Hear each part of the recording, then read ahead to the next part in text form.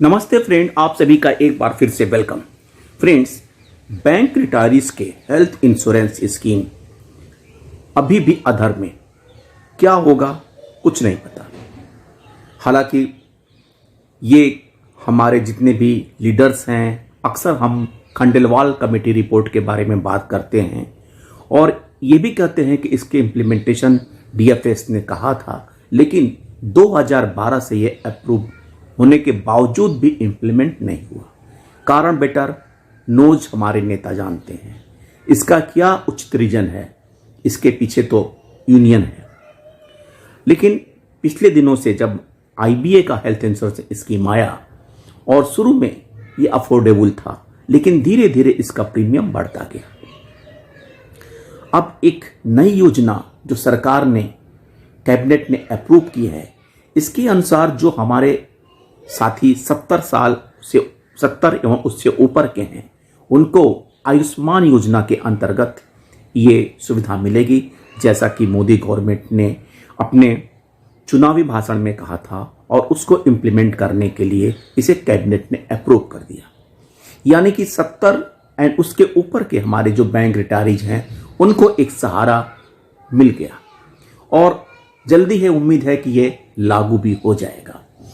Cabinet approves health coverage to all senior citizens of the age 70 years and above, irrespective of income under Ayushman Bharat प्रधानमंत्री Jan Arogya Yojana ABPMJY। 4.5 crore families to be benefited. इससे लगभग इतने लोग benefit उठाएंगे।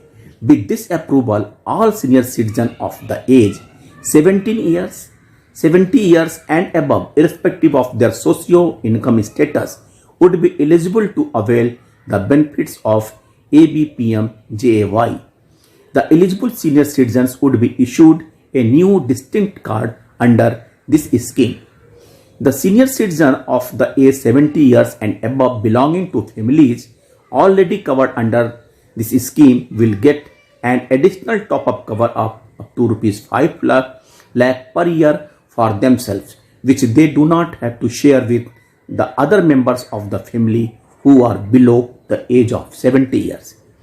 All other senior citizens of the age 70 years and above will get a cover up to ₹5 lakhs per year on a family basis.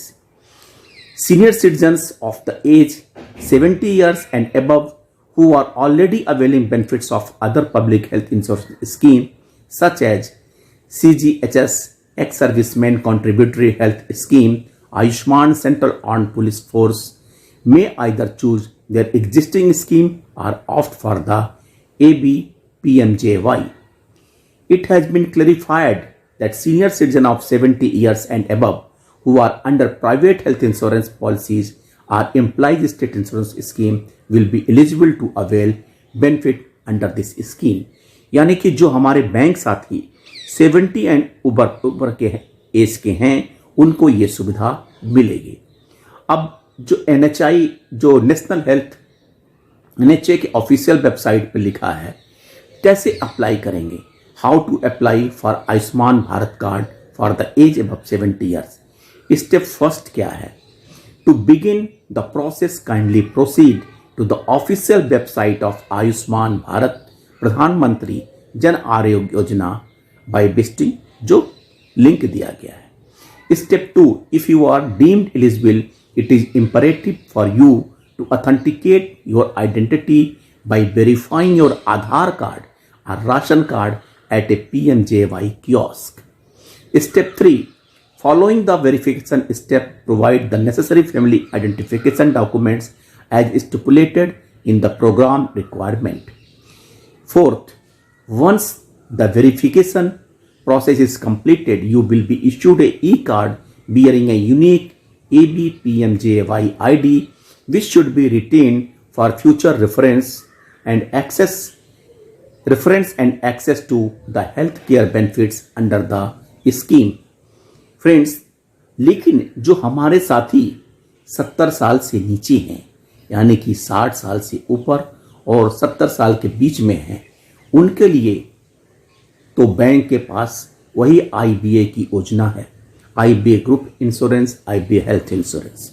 और उसका premium कितना होगा वो अभी हमें पता नहीं है, लेकिन जो खबर आ रही उसके हिसाब से, comrades, we are given to understand the account of the combining the health insurance policy for retirees with serving employees policy, the following changes are indicated tentatively.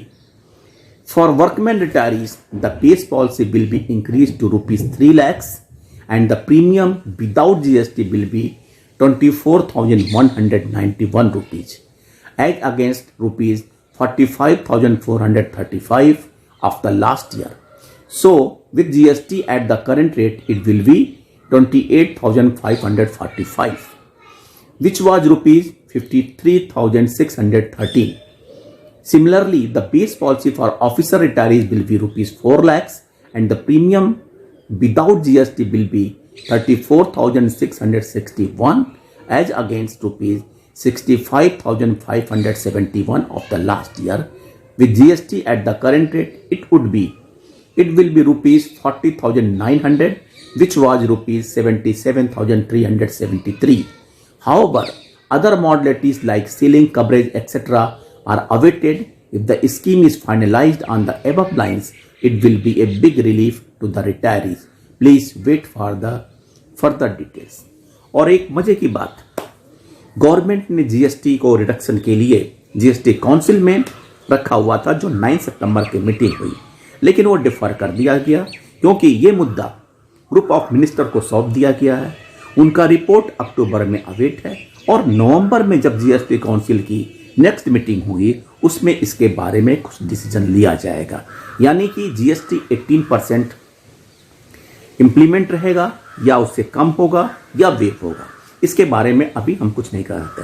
लेकिन बैंक रिटायरी जो 60 to 70 के बीच में हैं, जिनका रिन्यूअल 1 नवंबर 2024 से due है, अगर उनको प्रीमियम अक्टूबर माह में देना हुआ तो उनको पूरा का पूरा जीएसटी यानी 18% के हिसाब से देना पड़ेगा, जैसा कि जीएसटी काउंसिल ने इसको स्टेटस क्यों रखा है। ऐसे में यूनियन को आगे आना चाहिए और जब ये पता है कि जीएसटी काउंसिल कुछ न कुछ डिसीजन लेगी और जीएसटी में रिडक्शन होना ही होना है, 18 से चाहे 5% आ जाए। ऐसे में रिटायरीज को 13% का लाभ होना है। अगर आपका 30,000 का कोई प्रीमियम होगा और 13% का आपको फायदा होता है तो लगभग 3,900 का फायदा होगा, जो असमय आपको रिटायरीज को देना पड़ेगा। सो यूनियन इसके लिए इस मुद्दे पे बात कर सकती है आईबीए से कि कंसर्न कंपनी से जो भी हो, उन्हें हम इनिशियली 3 मंथ का हमें प्रीमियम देना पड़े ताकि उस पर हमको कम से कम जीएसटी का भार देना पड़े और फिर फाइनलाइज होने के बाद हम अगले 9 महीने का प्रीमियम जीएसटी कम होने के बाद पेमेंट करते हैं, क्योंकि जीएसटी तो कंपनी को मिलनी नहीं है, ये सरकार को मिलनी है और सरकार के तरफ से ये डिसीजन नवंबर में होने की पूरी उम्मीद है। सो अगर हम अक्टूबर में अगर कोई प्रीमियम देते हैं तो हमें पूरा का पूरा 18% का जीएसटी देना पड़ेगा, लेकिन इसके लिए यूनियन को आगे आना होगा, आईबीए से डिस्कस करना होगा, मिनिस्ट्री से बात करनी होगी, जैसे भी हो इसको करवाना चाहिए।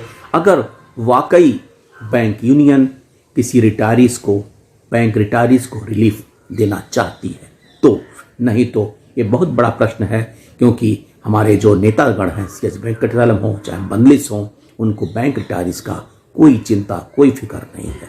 थैंक यू फ्रेंड्स, नमस्ते।